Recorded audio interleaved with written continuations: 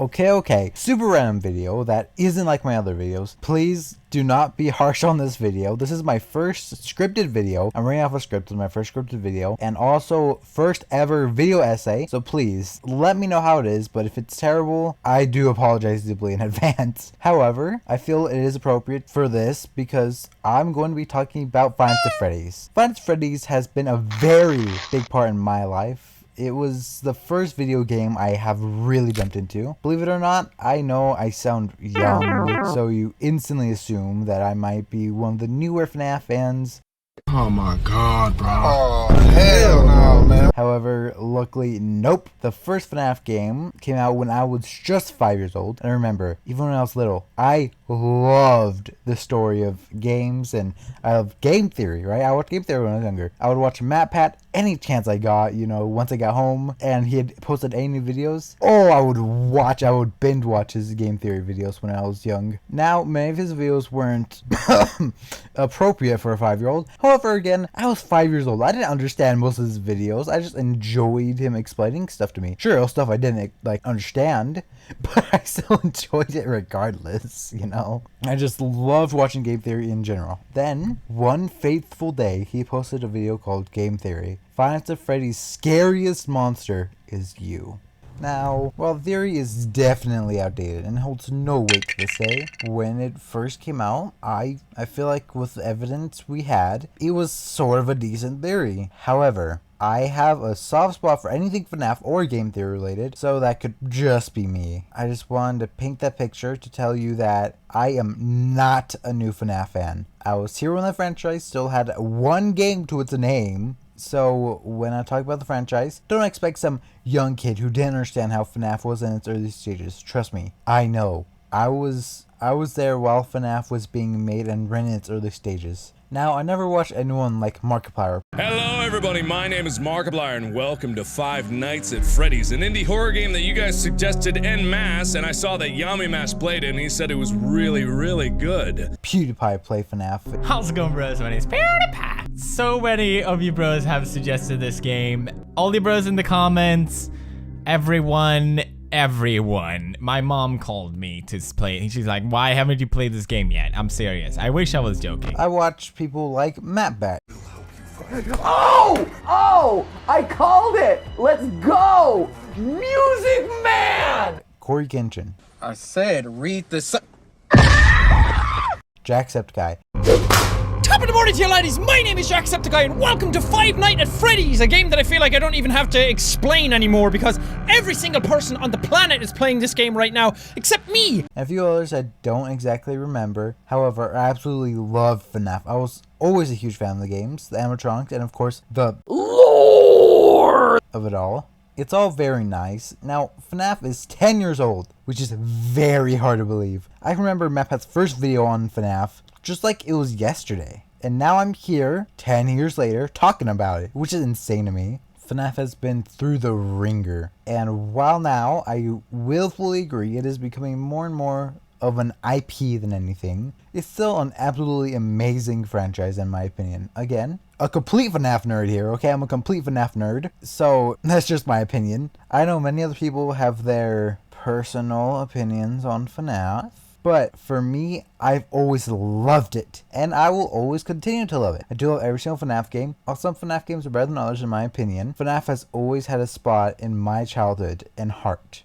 Now, there are books for FNaF, and have been since... Actually, let me check my notes. I have no clue when the first official FNaF book came out. Ah, yes, it came out in... Why do I feel so damn old? It's fine. It's fine. Alright, let's just get through this. The first FNaF book came out in December 7th, 2015, but I never really got into the books very much. I know they came out with graphic novels, which I also didn't get into. It was only in 8th grade when I got into it. My school had this program where you would read a book, take a quiz on it, and if you passed, you get a point, and there was a leaderboard for the entire school. Now, I was never big on reading, but when they introduced a leaderboard for who reads the most amount of books, come on, my low competitive has to do something about it. I read the FNaF trilogy and the FNaF graphic novels. I read all of Fazbear Frights. I read up to the 8th book of Tales from the Pizzaplex. I managed to get 3rd place overall in my school. It was amazing. I forgot to mention that I didn't care that much at the beginning of the school year about the whole leaderboard, about the whole reading thing. But like 2 months away from school ending, or like the school year ending, my friend Chris challenged me to beat him. He was reading books for the entire school year, doing the quizzes, getting the leaderboard, and I didn't care for it. I did maybe 1 or 2 before that max, and it was the non-FNaF books. I didn't care that much for the FNaF books. I didn't care that much for the leaderboard originally, but my friend Chris decided to challenge me to it. And I was like, you know what, Chris, we're sure. You're doing that for the entire school year. We're 2 months away from school ending, or the school year ending. But sure, I'll take you on this challenge. So I read 26 books. I read 26 FNaF books in 2 months. That is insane for me, at least. Okay, I don't know how much you guys read books, but 26 books, like FNaF books, in 2 months. That is 13 FNaF books in a month on average. Oh, that is a lot. I've been talking too long about my story with FNaF, so let's just jump into FNaF as a whole.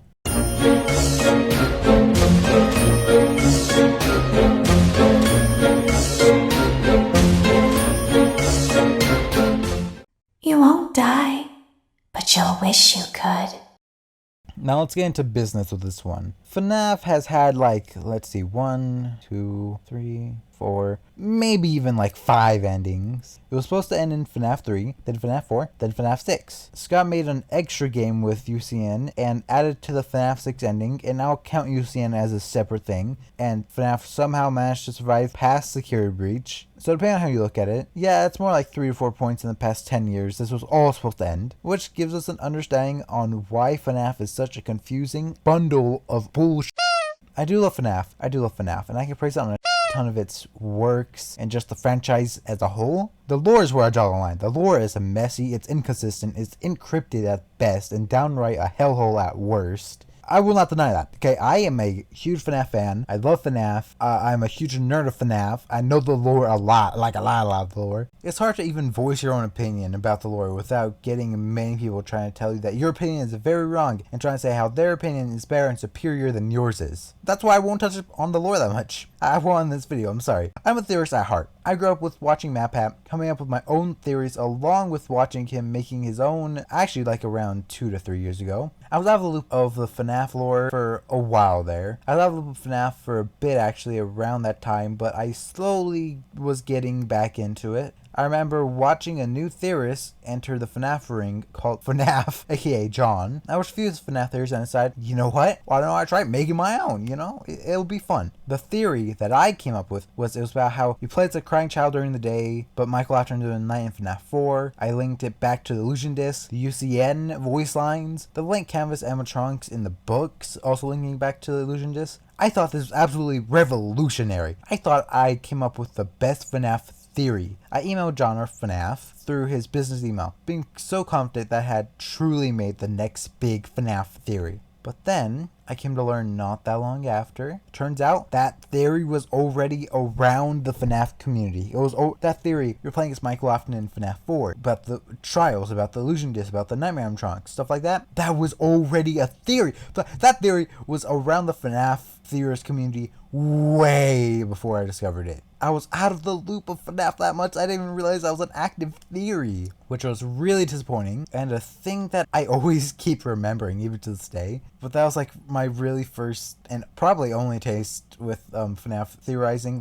publicly. I've come up with my own FNaF theories privately, definitely, but this is my first time that I was really confident, yeah, this is the next big FNaF theory, it's going to be amazing. Then turns out that theory had already been solved way before I discovered it myself. I did all that theories, I put all this stuff together myself, only to learn that, hey, guess what? It was already found out. It was already solved, basically.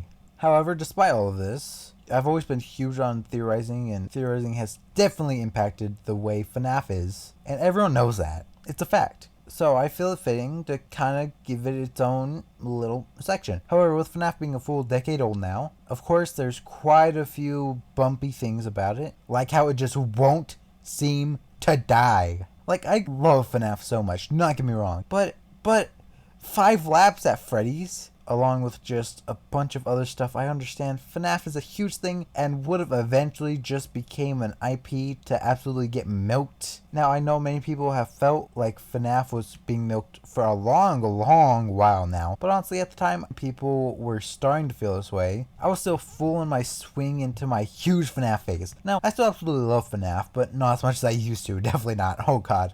So, seeing all of these possible things now and where the franchise is heading, I still have hope and I'm very excited for where it's going. But even for a massive FNaF fan like me, I feel like the franchise as a whole is getting a bit milked. I know some of you watching feel the same way and probably have felt like this maybe years now, but listen, this is the first time I felt like this about this franchise, so don't come at me. But I do feel like FNaF is getting kinda milked for money now. The lore is confusing as all hell, and I feel like it made the most sense back in FNaF 4. However, FNaF is now basically an unkillable franchise, and it's just insane to me. This goofy little scary bear game that was created by a retired man, which I found from another very retired man, just became this unkillable multiverse. Like, that is so insane to me. Do I wish FNaF could have ended sooner? Honestly, no. But do I like the way it's heading now?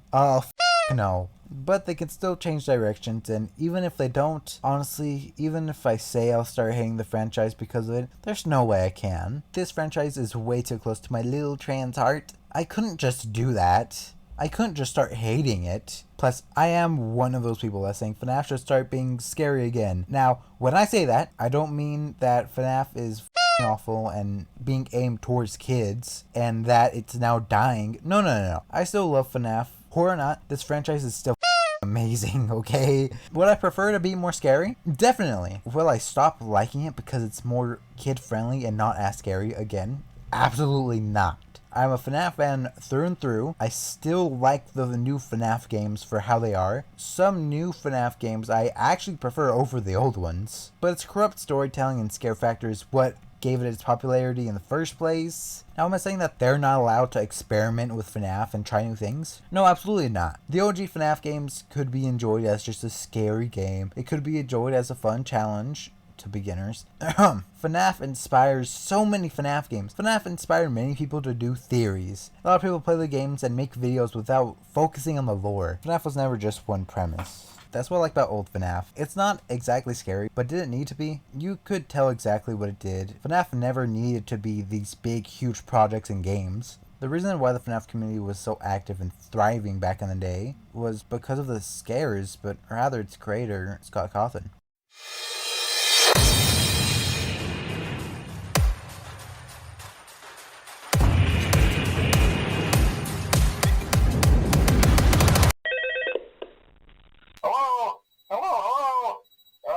Well, if you're hearing this, then chances are you've made a very poor career choice. Ah yes, Scott Cawthon, the man who started this entire thing. Now honestly, this will probably be the shortest chapter in this video because I don't have much to say about Scott himself. However, I feel like he deserves way more than his own chapter in this video of mine. But that's all I can do. The man who started everything, Scott Cawthon. Where do we even begin with Scott Cawthon? He started Finance Phrase, he started this unkillable franchise, and am I so glad that he did. Finance Phrase is just so wonderful. Sure, broken as it may be and as confusing as the lore is, it's still amazing. Scott, more than 10 years ago, was struggling to find success as a game developer, but come around to August 8th, 2024, he created such a massive franchise with millions of fans. It's so crazy to think that when I was just 5 years old, he started this franchise. Again, this is such a small chapter because there isn't much I have to say about him. Just thank you so much, Scott Cawthon. This is such a wonderful franchise and millions of us are grateful for it. Thank you. Now, I honestly thought I had more to say, but I sadly do not. So, let's just move along to the next chapter.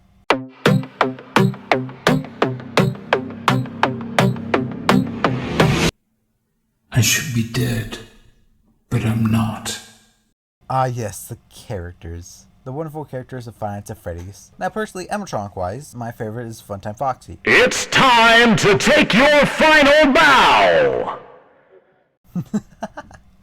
Do you hear that? How can you not love Funtime Foxy? My favorite, human character has to be Michael Afton, though. I mean, come on. Our candidates for favorite human character aren't that big. We got a rotten, furry, killer grandpa, a kid who died super early and we know nothing about, a little girl who didn't listen to her father, a mom that doesn't seem to even exist, a security guard and rabbit lady who keeps on getting shoved to the side, an annoying little boy, and someone who's actually a close second for me. I know we think we know a lot about Michael Afton, but nothing is really set in stone. Same with everything else in the FNaF lore. Almost nothing is set in stone with this franchise. But anyways, that doesn't mean we don't have personalities to the characters. The Glamrocks are full of personalities and pretty fleshed out. Now, while others are more positive than others, some of them eat literal trash. Like what?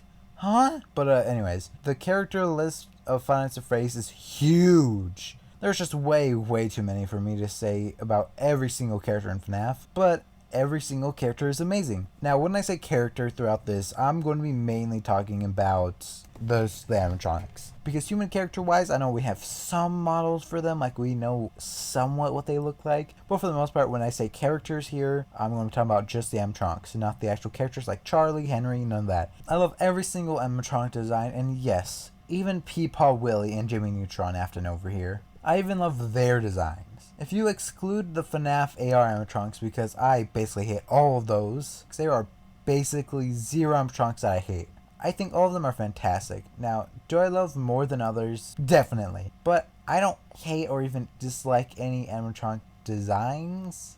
I won't go into too much about the fandom parts of all of this. But for the characters that have personalities and actually get it fleshed out, I like them. Now, I know I said I wouldn't get too much into the fandom aspect of characters and stuff like that, but I'll make an exception for two of these animatronics. Now, with Funtime Foxy, like I said, I won't be talking too much about the fandom aspects of Funtime Foxy. Funtime Foxy is very loud, has a voice I can carry, and a very big stage persona. Another character like this, Lloyd from Indigo Park. Lloyd from Indigo Park is actually my favorite character from Indigo Park. I don't know if it's just for their voices or how outward and outgoing they are on stage. It's amazing. Also, both of them have their own problems. Once the curtain closes and the show is over, you can see that they are alone.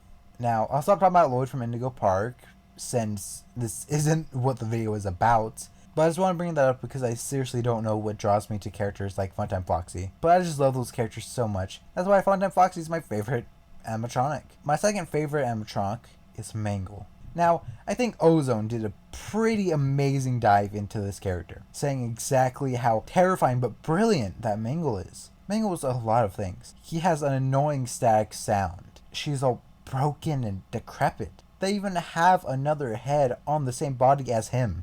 She is just a lot of things, but that's what I like about Mangle. Mangle is so much stuff. Parts of Mangle are optimistic, while other parts of her aren't as optimistic.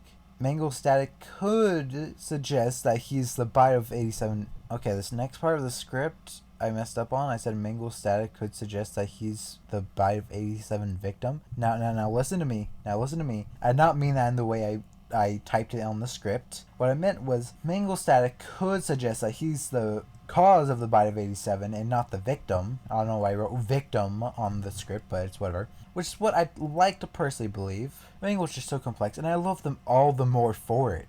Now, on to my third favorite animatronic, Nightmare On. Ozone did 2 amazing videos on Nightmare On, and how Nightmare On could represent death within the franchise. I don't want to explain them in too much detail, other than I really love Nightmare On's design and obviously their voice. I feel like if there were to be a character to represent death within this franchise, Nightmare On would fit that description wonderfully. Now, yes, Nightmare also fits that description. As Ozone said, the lines between... Now, as Ozone... hold on, wait. Ozone gender. No. Ozone YouTube gen. No, not the ozone layer. No, wait, ozone. Gender. YouTube FNaF. There we go. Okay, let me click on. Okay, wait. What are your pronouns? You don't have your pronouns on here? Ozone. Does your Twitter have your pronouns on here? Asexual 22-year-old aspiring FNaF YouTuber with 26. I don't want. What? Okay, Threads. Does this have your asexual 21-year-old FNAF YouTuber? Okay, you need to update your threads. But you don't have pronouns. What are your pronouns? Okay, I'm gonna stick with they for this moment. Okay, this moment in time, I'm gonna stick with they. As Ozone has said before in their videos, the line between Nightmare and Nightmare Yawn has been getting a lot more blurred. Now, they have their own reasons for this in their video, and I won't be explaining them here, so if you want to go check out those reasons, go check out that video, okay? I won't say much about how or why Nightmare Yawn represents death, mostly because, again, that's in an entirely different video, and actually 2 different videos that I'll link, somewhere here, explaining exactly why. So go check that video out from Ozone. All I'm saying is, with all these characters, some like Toy Freddy or Bon Bon are like goofy characters. There isn't much to them, you know? There isn't much to them. But other characters that you might want to write off as just a one-off or one-dimensional character could have so much more beneath the surface. These characters are a very good reason why this franchise is so popular. But enough of that. Let's move on to the final chapter for this.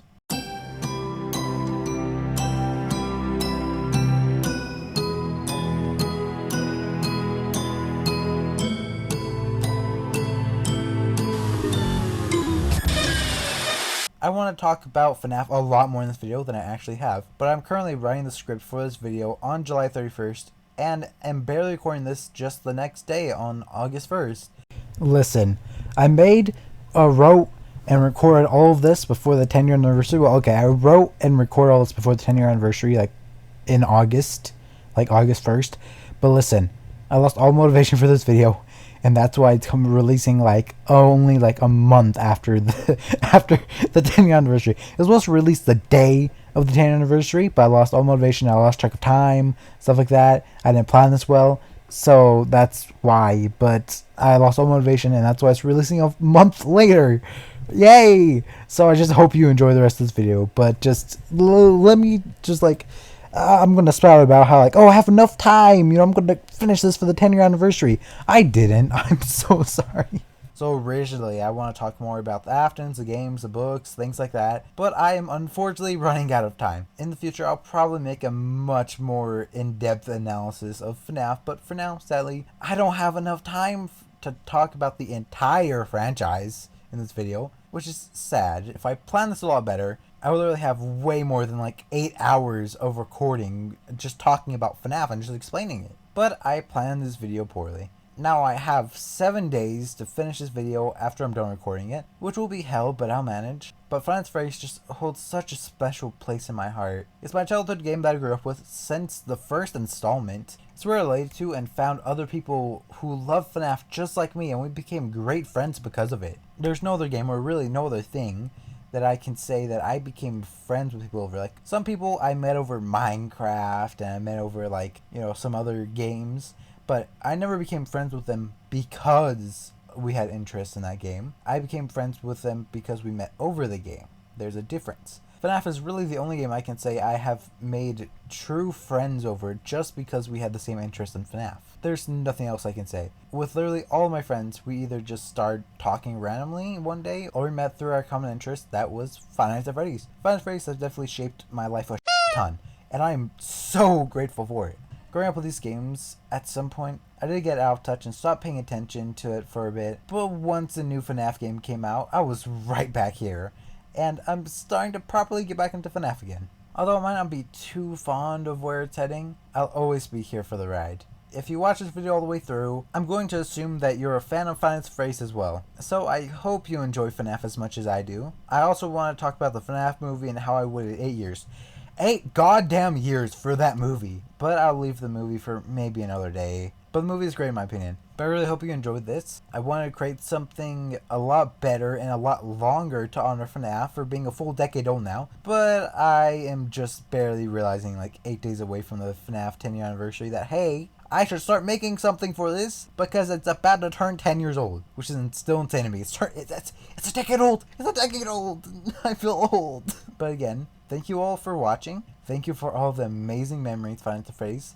Thanks to Scott Koth and Matt Pat Corey Kenshin and all of them for these amazing memories as well. But this is it for now. But wow, FNaF is really a decade old now. Holy shit, that's insane to me. I watched this grow. I watched this grow. I can say I watched FNaF grew. I can say I watched FNaF grow to be where it is now. And that's insane. It's just insane to me. I'm sorry. It's I've gone off script. I've gone off script here. I'm sorry. It's just it's a decade old. The memories, can't wait to see where this franchise goes. It's definitely my favorite game of all time, and it has been for a decade now. It's been my favorite game for a full decade now, basically. Hope you guys enjoyed, and I'll see you on the flip side. Goodbye! A labyrinth with no exit, a maze with no prize. That is a fountain. A fountain is a decorative reservoir used for discharging water.